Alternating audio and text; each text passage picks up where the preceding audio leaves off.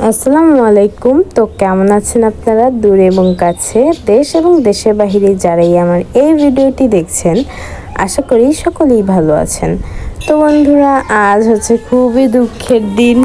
তো আজ হচ্ছে আমার খালামণির বাসা ছেড়ে আমাদের বাসায় চলে যেতে হচ্ছে। তো আর কিছুদিন থাকার কথা ছিল, বাট আর থাকতে পারলাম না হুমাশার কারণে। হুমাশা হচ্ছে বাবার জন্য খুবই কান্নাকাটি করেছে রোজ, এই কারণে চলে আসতে হচ্ছে আজ বাসায়। তো জার্নি করার পর বাসায় গিয়ে সাথে সাথেই তো আর রান্না করা সম্ভব না, এই কারণে খালামণি আম্মুকে ভোর সকালে উঠে অনেক কিছু রান্না করে প্যাকিং করে দিয়ে দিচ্ছে। তো ওবার ডাকা হয়েছে একটু আগে, ওবার চলে এসেছে, এ কারণে আমাদের এখন বিদায় নিতে হচ্ছে আমাদের খালামণির কাছ থেকে। তো বন্ধুরা, আমার কিন্তু খালামণিকে ছেড়ে যেতে খুবই কষ্ট হচ্ছিল, খুব কান্না আসছিল বলতে গেলে।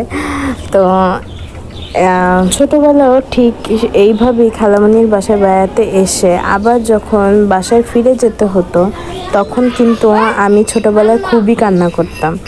সবাই আমাকে সান্ত্বনা দিত।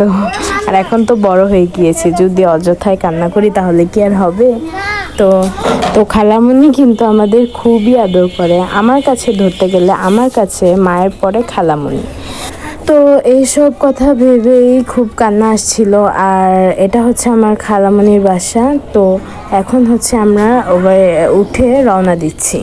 তো বন্ধুরা, এখন এই পর্যন্তই, আবার বাসায় গিয়ে আপনাদের সঙ্গে দেখা হচ্ছে।